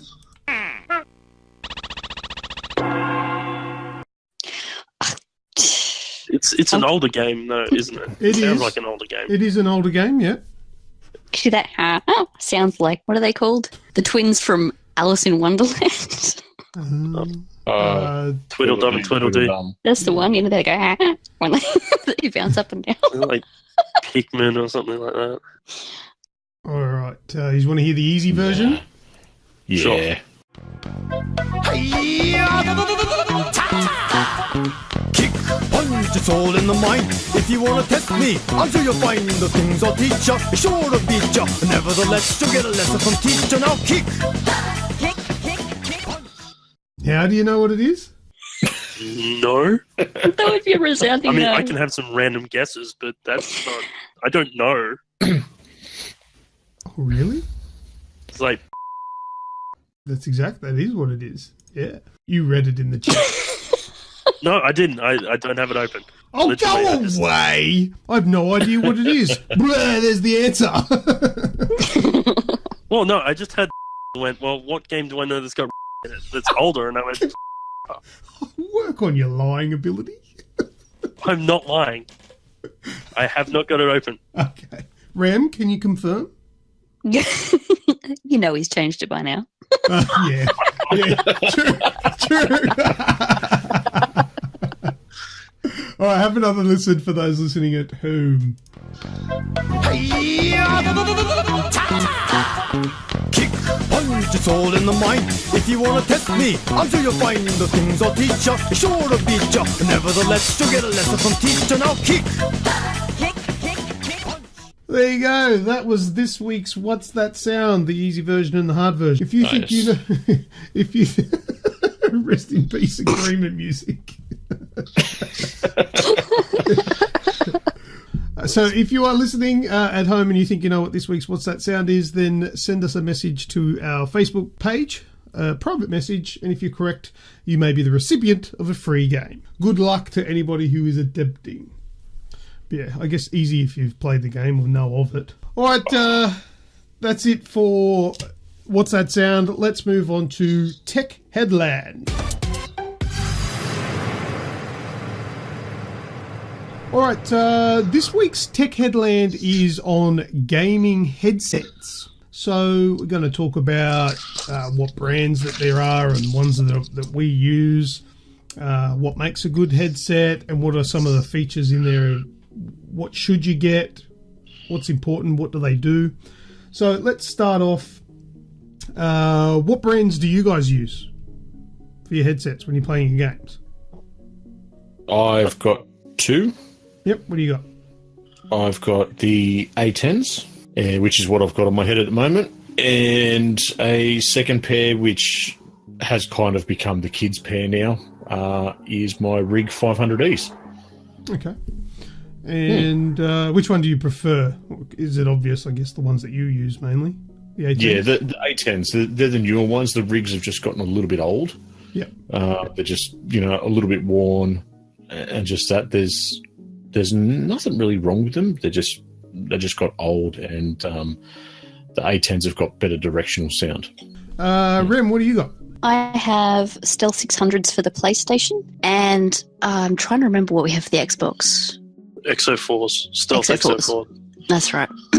Which are both Turtle Beach headsets. Turtle Beach headset, yeah. Okay. Yeah. And then before I had the XO4s for the 360, I used the Turtle Beach X31s, which were amazing. I actually dusted them off when I realised I was going to have this conversation. I picked them out, dusted them off to have a look at them. I put them on my head and it was like I was wearing nothing. It was like I'd forgotten how light they were. They're ridiculous. Yeah, that's important. It's disturbing to see someone put a headset on and find that they feel like they're naked. It's very odd. Sorry. That didn't land very well. I know what you mean. I wasn't going there. For a change. Skrill says Razer Ultimate Thresher. Or is it Thresher? They were on my radar. I have used quite a few. I don't know. I only have 3 in my main rotation, but I've got a set of Turtle Beach Elite 800s, and they're probably my biggest disappointment ever, considering I spent $400 on them. The microphone is atrocious. Every time I use them, somebody complains about not being able to hear me properly because the microphone is that's only crap. because you go wah, wah, wah, wah, wah. Yeah, it's because the microphone sucks. And Shocking. Yeah, it is terrible. It is rubbish. And, you know, like, you don't need the microphone to sound great, but you need to be able to understand what they're saying. And the amount of times where people will be like, huh? What? But on the flip side, the sound quality of those Turtle Beaches, the Elite 800, is the best that I've had. But all my Turtle Beaches, I can't complain about the sound input, like the sound you get from them. That they are the X31s were for a 360 were phenomenal. Yeah. Like I got them off. I got them on a advisement of another person that played 360 and said, you should get these are really good. And I tried them and I was like, wow, I was blown away, and I instantly went out and bought some. And look, I loved these ones because they had Bluetooth, so you can take phone calls while you're playing and all that sort of stuff. They're wireless, but the durability of the Elite 800 is absolutely atrocious as well. Being a $400 headset, I was always careful with these things.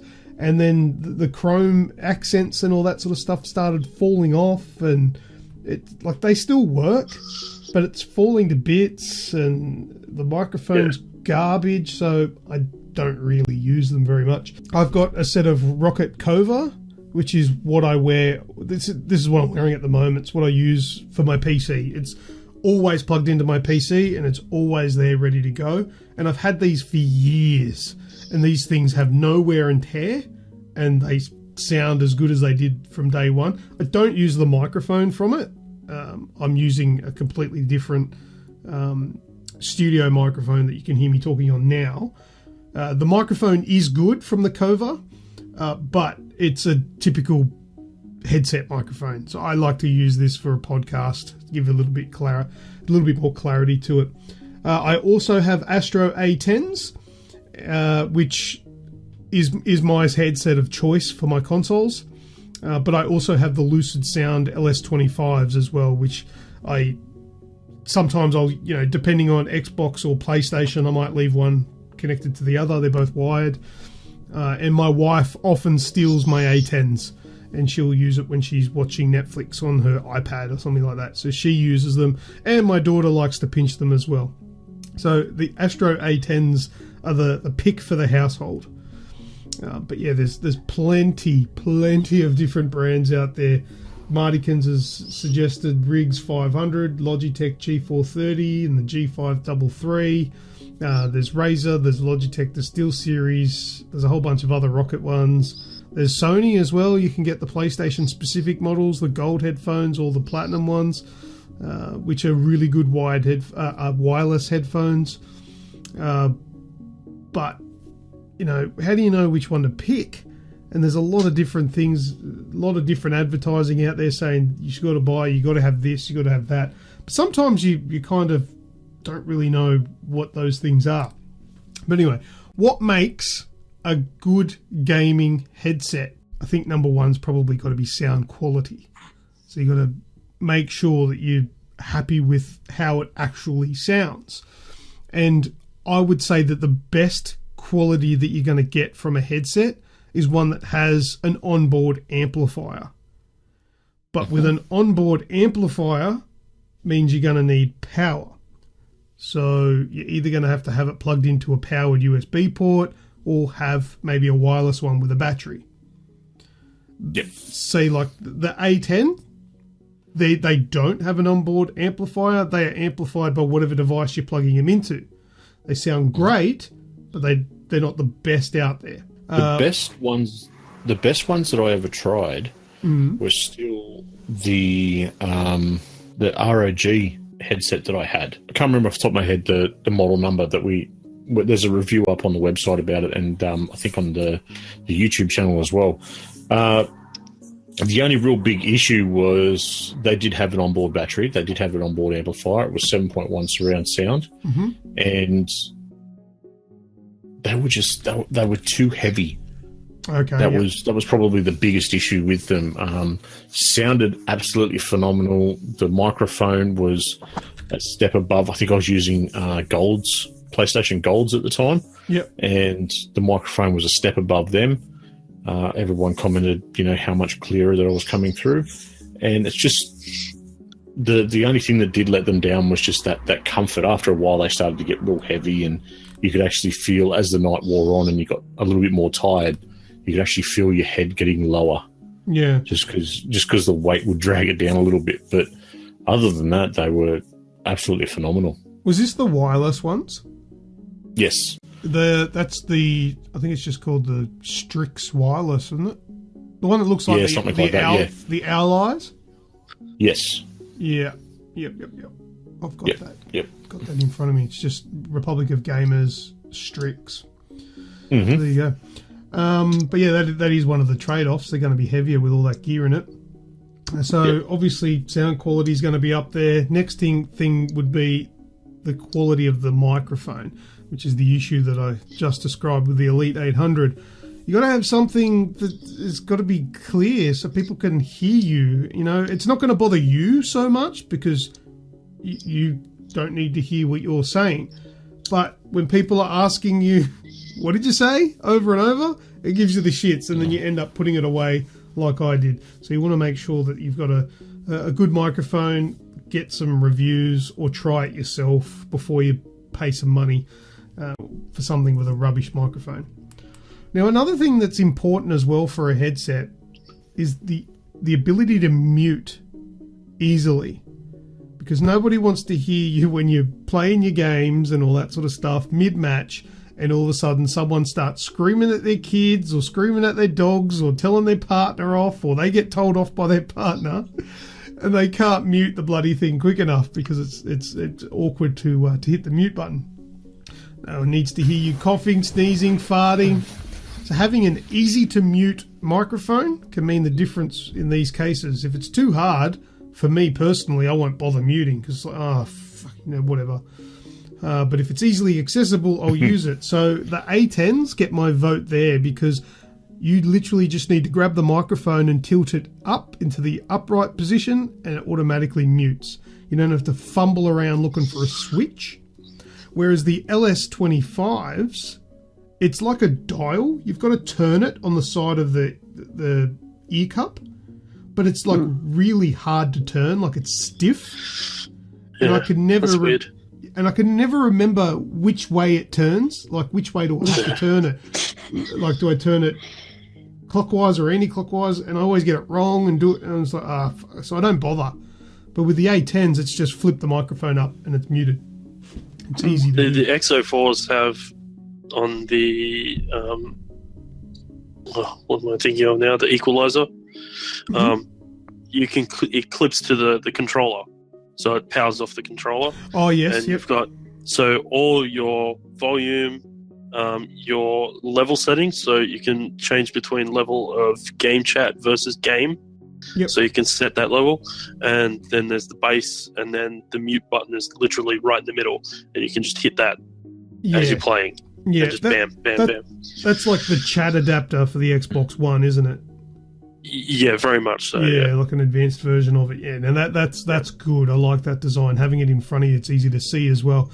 But that brings me to another point, another important feature, and the A10s don't have this, but not a lot of the sort of lower ones don't. But the ability to mix chat and game sound from the headset, that's an important thing. It's not the be-all and end-all, but damn, that's appreciated when you've got that feature. Definitely. I've used mine a ton. Yeah, because It's great. how many times does where the game starts and it gets real loud and you just can't hear the chat, and you don't really want to leave the game to go into the console settings to adjust the sound levels, because that's takes a while and you may be mid-match or something like that.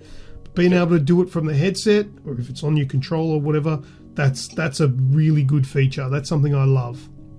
Or inversely, you're talking to a lot of people, and you're playing a game, and then all of a sudden their chatter starts to annoy the hell out of you because they're just talking in the background, because they're either waiting to get into your match and they're killing time.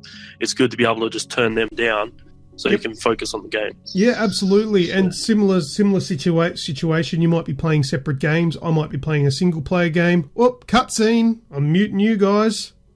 Yep. So you can pay attention to the cutscene and see what's going on, and then you bring them back when you're done, and away you go. And they've all got the shits with you because they've asked a million questions. You haven't heard any of them. That's where you do the courtesy cutscene, and then you turn the volume down so that they know. I'm not going to listen to words you've got to say because I've got important shit going on in my video game world. But yeah, they're very good features there. Also, the ability to use it across different devices. That's a really important feature as well, because you don't want to be outlaying like $100. It's, they're the cheaper end, but it's still a lot of money. Being able to use a headset on your Xbox and your PlayStation and your PC and your mobile phone, that is an important thing for me as well. I like having it. That was the big seller for me. That was the A10s, or just at everything that I looked at. Oh yeah, the A10s just come down to something that I knew was quality, being that they were Astros. I'd tried yours out, and it was at a decent price point. So, but when I was looking to upgrade them, so I took a few different ones into account. And everything on it had to be usable on the PS4 and the Xbox, either wireless on one and then wired on the other, or however it was done about, or whether it was just wired didn't bother me, because I do sit so close to the consoles. That doesn't really matter. But that was being able to use it across and then plug it into the PC. That was the top of my list. Yeah, that's good, because it's you like your headset and you don't really want to buy 3 of them to go across all of them. It's good to know that you can use it on all of them. This the A10s that I ended up buying were the PC variant of them, which is the smart thing to do, because the PC variant gives you the extra cable. Gets you the splitter. Yeah. And the cable's actually a bit longer, I think. It gets all taken up and everything, but the cable I've got the Xbox version, and it's really long. It's got a really long cable for it. Does it? Okay. But yes, if you get the PC version, which I wasn't aware of, you get the splitter extra, which you don't get with the other ones. So, which I've never used. Still in the box. Oh, well, there you go. Worthwhile investment. having said that, though, the upshot of that is if you get the specific headphones for the specific device, you get things like that equalizer box that clips to the Xbox controller, because my Turtle Beaches are Xbox specific. Now I'm using them right now on my phone because I can I just unplug it from the equalizer and plug it straight into my phone, and here I am talking. But you do get those things that are specific to the controller and make the functionality a bit more tailored to what you're doing. Yeah, that's good to buy the specific one, but then also having the ability to use them, maybe with not all of the features, but still usable on other platforms. That was one thing with the Strix.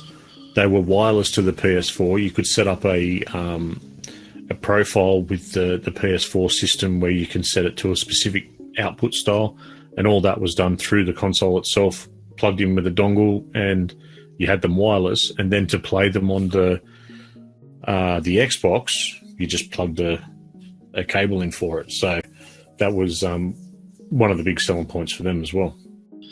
Yeah. Marnikins has said in the chat there, comfort is higher. Got to be able to wear them for an extended period of time. Yes, that's very true. They do need to be comfortable.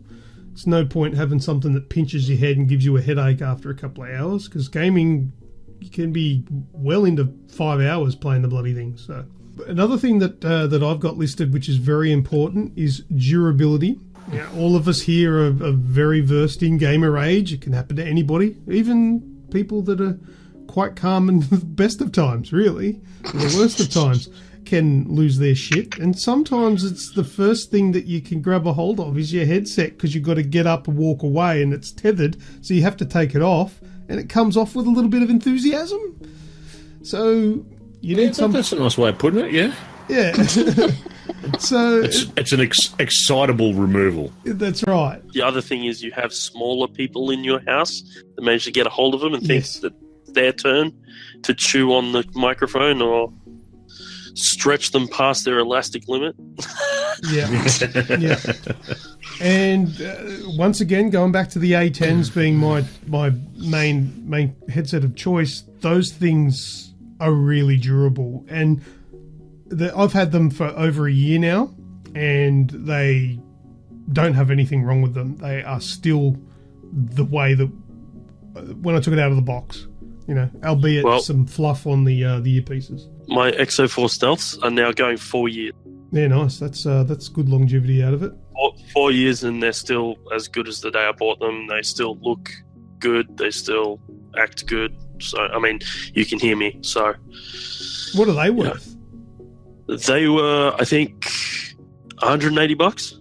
Oh yeah, that's good. That's good lifetime out of that amount of money. That's good. Yeah, like they were kind of.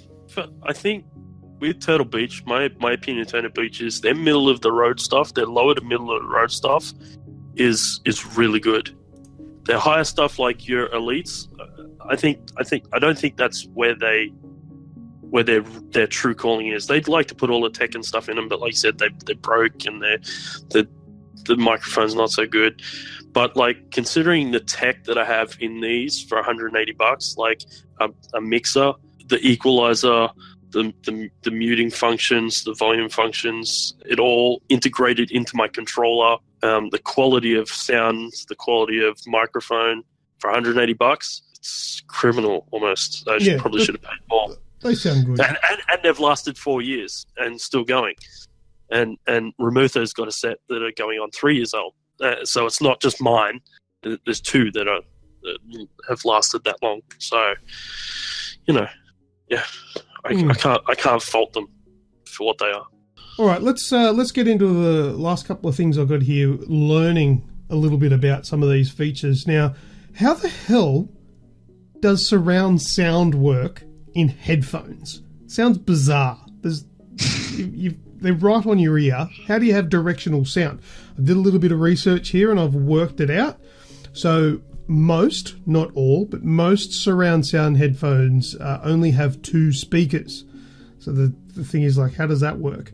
But if they have 2 speakers and they claim surround sound, they're actually virtual surround sound. Okay, so it's imitating having surround sound. So what they do is that they will direct the sound directly into your ear canal. They'll bounce sound directed at the front of your ear. What is it, like your ear nipple? Your ear nub? You know that thing? That's called a tragus, just so you know. Oh, is it really? Of course you know that. Tragus. Yeah. So they'll direct it at that, sort of to the front of your ear, and they'll also direct the sound to the back of your ear, so behind your ear. What's the cone bit? The ear, is that just your ear? Yeah, your ear. The ear. Yeah, to the back of your ear to get sound coming from behind. So they have the ability to direct the sound in these different directions, and it's just giving you the impression, it tricks you into feeling like the sounds are coming different directions. And it does this by having like a built-in algorithm which turns your game sound into directional sound. True surround sound in a headset will include several drivers or speakers, whatever you want to call them, and that'll deliver the sound more like a conventional surround sound setup. The downfall here is that these are a lot more expensive, they're a lot bigger, and they're a lot heavier as well, so they can become a bit uncomfortable over time. But I think the majority of gaming headsets, I think most of them are virtual surround sound, but you can get the actual surround sound ones though. The next thing that I learnt a little bit about, which was interesting, is how does noise cancelling work? Because this is a thing that's thrown around all the time with headphones. Noise cancelling this, noise cancelling, it's a noise cancelling headphone. Now I found out that I never really understood it. I'm like, okay, look, I understand the concept, but I don't really get it. But there are two types of noise cancellation. And finding that out made it a little bit clearer. There's passive and active noise cancellation. What noise cancellation does is it makes it possible to listen to the audio content without raising the volume to excessive levels. And it can also reduce the amount that other people around you can hear. Because like sometimes you're on a train and you can hear other people's headphones and what they're listening to from across the train carriage. Snoogs, you wouldn't know. You don't catch a train, you snob. no public transport for me. I used to back when there were Discmans. Oh, yeah. Back in the day. And everyone could hear everyone's music. Yeah. But yes, so there's two different types. There's active and passive. Passive has no tech involved whatsoever. Okay, so that's all just about blocking the sound out, kind of like earmuffs. So over the ear, closes in on your head and just blocks all the sound from escaping and sound from coming in as well, like external sounds. Now, noise cancellation was originally designed for aviation, which makes sense. So the pilots could talk to each other over the roar of an engine. Firstly, the soundproofing is important on the heads, which is your passive. And then noise cancelling headphones also use active noise control, which incorporates a microphone. So you actually need some electronics here. So the microphone that's dedicated to sampling ambient sound to generate a waveform that is the exact opposite of the ambient sound. So it takes sounds that is going on from around you and then generates like the negative or the polar opposite of those sound waves and puts that audio through into the headset, which apparently drowns out, so you can't hear. It's like it fools you, or does. It's a really bizarre thing, but it makes those sounds from outside inaudible, which is think about it this way, right? When you have a bowl of water and you dip your finger in one side of the bowl, you get ripples, right? If you dipped a finger in each side of it, the ripples come together and they tend to stop each other from going further than the middle. It's the same principle, because sound is just airwaves. So all it's doing is creating a negative airwave to the airwave of the ambient noise, and they're clashing together and they cancel each other out, so you can't hear anything. Very good explanation. Now, going back to the Elite 800s, the noise cancellation, the active noise cancellation on those, rubbish. And do you know why? Because the microphone's rubbish. So when you turn the active noise cancellation on those headsets, you got this woo, woo, woo, woo, woo, woo sound, which it almost made you want to tear your eyeballs out. It was so horrible. It actually made me physically ill turning on the noise cancellation. Yes, it would. Oh, so if it's not right, if the noise cancellation is not right, it'll make you sick. Like, it makes you feel sick. Oh, so bad. So I never use it on those. So is this enough of an advertisement for Elite 800 or what? Jesus. Well, to be fair, I was talking to Remutha about this before we got on the show. I got my X31s out. And remember, I said I put them on there and it felt like I wasn't wearing headphones at all. The same goes for the sound deadening. There's no noise cancelling in those ones. So it's literally having a conversation with someone with those on. I can hear it perfectly. There's no noise cancelling whatsoever.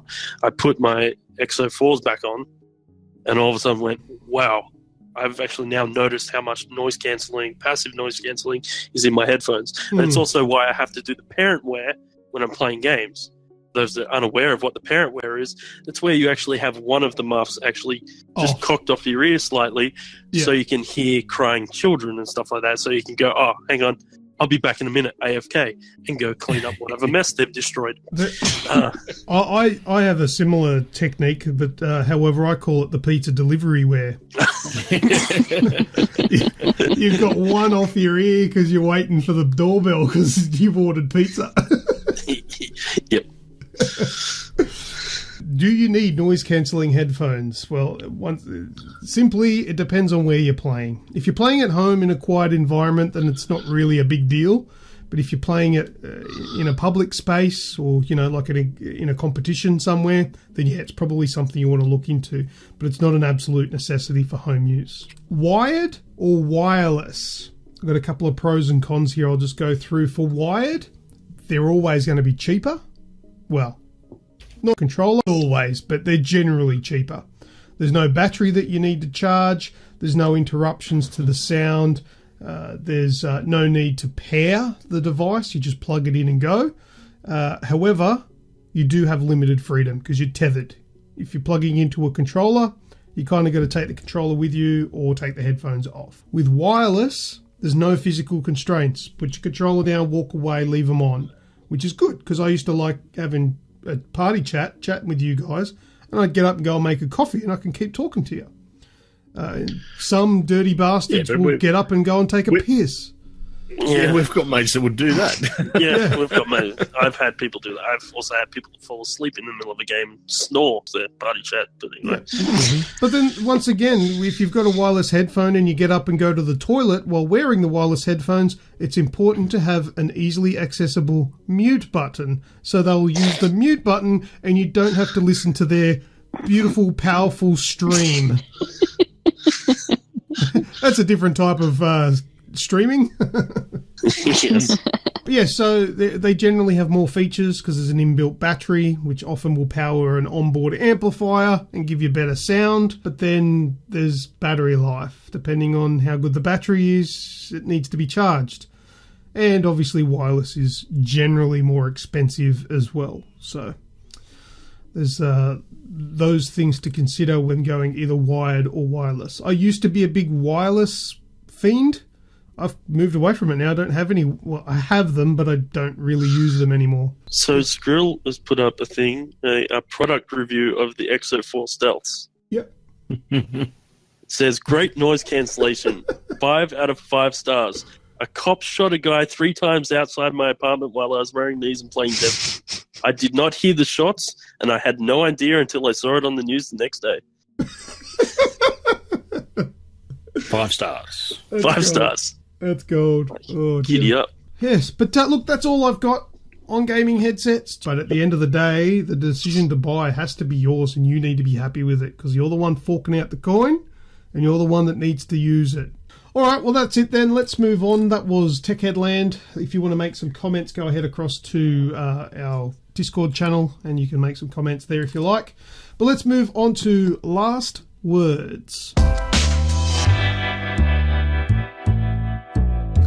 Alrighty, talk about an extra long episode this week. We've had some stuff to talk about, but let's go and tell us who the said that. Now, this week's who the said that was Insanity is doing the exact same fucking thing over and over again, expecting shit to change. That is crazy. And you guys know who that is. I do. One of the best villains to ever grace a video game. Absolutely. Yeah, he's one of the best. Who was it? Who the said that? Vas from Vas, is it Vas Montenegro? Yes! Yes. Yes. Yeah, Montenegro. last name, yeah. That's right, Vas Montenegro. From Far Cry 3. One of the best villains. You want to know what I think Vast would say about this segment? What would he say? You want to know what's insane? The fact that you're going to bleep out the fuck and who the said that, but not the fuck did I say in my quote. Yeah, that's right. And none of them we keep coming around to it, but it's still amusing. Very good. All right, a quick last word. This will be just a quick little brainstorm. What will the names be for next-gen consoles? So I think PlayStation's going to be boring. PS5. It's going to be the PlayStation 5. Yeah, it'll be the PS5. But what do you reckon? Xbox will be, goodness knows, Xbox just fucking... Well, let's put it this way. It's codename Scarlet. I'm going to tell you right now, it will not get better than that. It'll be worse. Oh, the code names are always pretty good, I reckon. And then they go with something you're like, oh, what? Yeah, the prototype names are like they should have kept the Xbox One X as Scorpio. Scorpio. Absolutely. That's what I'm saying. They should have just left it as Scorpio and be done with it. And the only one I can think of off the top of my head was the Dolphin, Nintendo Dolphin. I think that was That's great. That was the GameCube, I think. Is that like based off Echo the Dolphin? No. What possible reason do you have to name Pretty it sure that? Mr. Cheezel was in the head of the prototype. He went swimming with the dolphins. I've He came out got a couple that I listed New here. Hall. Sperm whales found dead in Germany. Stomachs full of plastic and car parts. Oh, Kazakal posted it. That makes sense now. Wow. Any parts for a 2010 Suzuki Swift? Asking for a friend. Join the Discord if you want to know what we're talking about. Speaking of new cars, last week you told us that you had a new car and you made the comment you wanted to know if there was a Nissan Qashqai in Forza Motorsport 7. Yeah. So the answer is no. However, I did some digging and I found a car game with a Nissan Qashqai in it. Oh, what one? So it's called City Car Driving. It's a car simulator. And while it's probably a stretch to call it a game because it's more of a training aid, it's still a game that you can download and play. But it has a Nissan Qashqai in it that you can drive. Oh, nice. So there you go. If you really want to go driving around like a hoon in the Qashqai, now you have the opportunity. Alrighty, city car driving. City All car right. driving. So my brainstorming was, I've got a couple, and I don't think any of these will be used. But like, we need like a nice, powerful name, like Xbox Infinity, or Xbox Force, Xbox Command. I know it's going to be bland. It will be. It'll be Xbox 2. Nah. Xbox XV. A lot of people are calling it the Xbox 2, but it won't be 2 because it wasn't called the Xbox One because it's the first one. It was like the one console to do it all sort of thing. So Yeah. it'll be something bland like Xbox boring. Belch. Google. Xbox Google. I don't know. I want to know if anybody's got some good ideas. Because how good would it be if we called it? The Xbox Infinite. Sounds pretty good. Yeah, Infinite. Xbox I, because that's what you shorten it to. The XBI. Yeah, that'd be good. Did you get the new XBI? Yeah. Yeah, Xbox the new XBI. Yeah, the XBI is awesome. Shit's all over that PS5.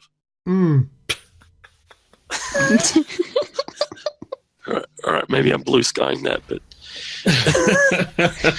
Next poll of the week is going to be, should Sony go with the name PlayStation 5 or should they go with something new and creative? That's going to be the poll of the week for next week. you know what? It might be. They might throw in a twist and go, you know what? We're going to do it this time. Anyway, we'll see what the result is and we'll discuss that next week. Greg, we need a code word, buddy. The code word is it's Conquer. CONCHA. Conquer. CONCHA. Yep. CONCHA. Conquer. You know what that is? No. Like a conker shell? No, it's Well, a conch. funnily enough, that's probably what it's named after. But you asked about the cone of your ear, the bit that you were talking about before. That's what it's called, conquer. Oh, very good. There you go. All right, anyone else got any... All this stuff that I'm learning today. You know what else I learned today? What did you learn? You know the phrase, see you on the flip side? Yeah. I found out where that came from. Oh, tell us. Does anyone else know? No? No, I've got no idea. Apparently it's back in the old LP days, the record days, because you had to turn the record over to play the other side. Mm-hmm. That makes sense. Sure. Yeah. So what? No, but I understand what you're saying, but how does that make sense? What? Is it, What's on the flip side? It's on the flip side. The rest of the CDs, the rest of the music's on the flip side. So I was seeing the rest of life. Essentially, it was a cool metaphorical things with leather jackets for It was the people wearing leather 70s, jackets. man. Like, come on. was it maybe like I'll be back later when you flipped it over? So if you're listening to something when you get to that, Something Sure, that works. It'll be something like that. yeah. Here's another tidbit of information for you, and it's based on Destiny 2. The players of Destiny 2 have spent 25 years Yes, I saw this. 800 million shaders. Oh, yes. The amount of the shaders have deleted. Yes. Yes. And I reckon I've spent close to a month deleting them. Easily. Oh, just let me delete. Oh, look, you've got 75 shaders of that one colour that you're never going to use. Let's delete them one at a time. Painful. It's awesome. All right. Any other last words? I've got a fun fact for you to send you out. Sure. Did you know that the school in Silent Hill 1 was based off the school from Arnold Schwarzenegger's movie Kindergarten Cop? I did know that, actually, yeah. I heard that, yes. Oh, that makes it even creepier. Yeah, it does, right? So what you can do in Silent Hill is you can walk into a classroom, sit yourself down on a chair, and just say to yourself, "It's not a tumor." Boys have a penis, girls have a vagina. My dad's a sex machine.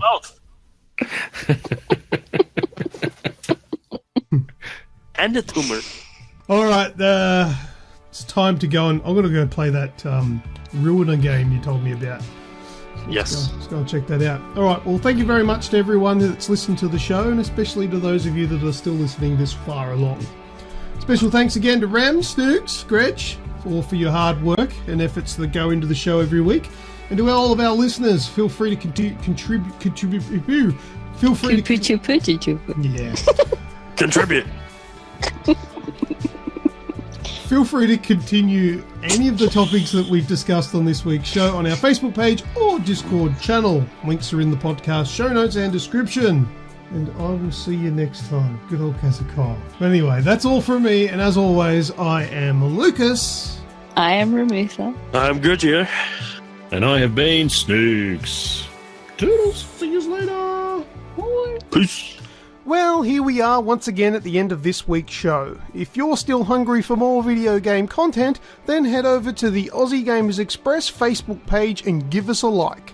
We also have a heavy presence over on Twitter and YouTube, and their links are waiting for you in the podcast description. This podcast is available for your convenience through Spotify, iTunes, Stitcher, TuneIn Radio, and more. Thanks again for listening. Catch you all on the next episode of the Aussie Gamers Express Video Game Podcast.